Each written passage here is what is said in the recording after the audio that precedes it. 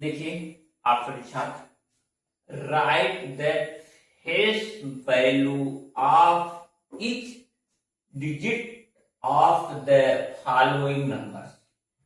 Face का मतलब होता है जो मेन अक्षर, जो हमारा अक्षर होता है, अंक होता है। अंक जो होता है वही उसका वैल्यू होता है, उसका मान होता है। जैसे आप यहां देखेंगे लिखा हुआ क्या है, 1, 10, 100, 1000। 1 का मतलब 1, 10 का मतलब 10 और 100 का मतलब 100, 1000 का मतलब 1000।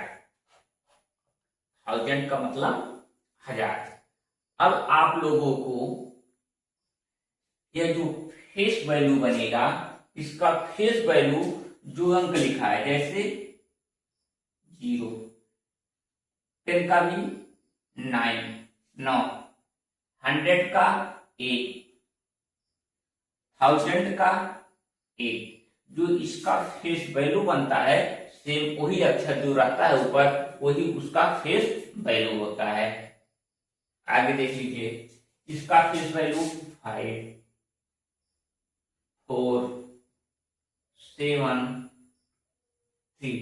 इस तरह से जो अंक लिखा होगा उसी अंक को आप लोगों को लिखना होगा, किसमें, जब यहां पे फेस वैल्यू होता है।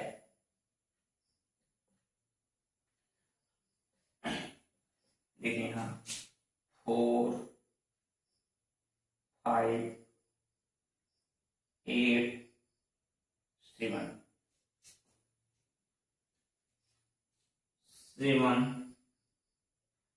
3, 0, 4। छात्र, आप सभी लोगों से जब भी यह फेस वैल्यू सीबीएसई पैटर्न का ये मैथ है, और सीबीएसई पैटर्न में जो इंग्लिश मीडियम में बच्चे पढ़ते हैं उन लोग से पूछा जाता है फेस वैल्यू, पैलेस वैल्यू। तो फेस वैल्यू जो होता है, जो अक्षर, जो अंक लिखी होती है वही अंक जो है 8, 7, 6, 4, 2, 1, 0, जो भी लिखी हुई है अंक, वही अंक जो होता है वही उसका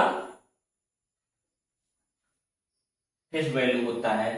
चाहे वह इकाई के स्थान पे हो, चाहे दहाई के स्थान पे हो, चाहे सैकड़ा के स्थान पे हो, चाहे हजार के स्थान पे हो, चाहे 1 के स्थान पे हो, चाहे 10 के स्थान पे हो, चाहे 100 के स्थान पे हो, चाहे 1000 के स्थान पे हो, वह कहीं भी होगा। तो जिस तरह से आप पैलेस वैल्यू निकालते हैं उसका मान 1 होता है, 1 से गुणा करते हैं, वैसे सारे अंकों का मान 1 ही होता है, इसलिए उसी अंक को हम लिखते चले जाते हैं। अगर हम 9 में 1 का गुणा करेंगे तो 9 ही प्राप्त होगा। 9 गुणे 1 बराबर 9, 1 गुणे 1 बराबर 1, 8 गुणे 1 बराबर 8। यानी उसका जो फेस वैल्यू होता है सेम वही होता है, उसमें कोई चेंजिंग नहीं होती है।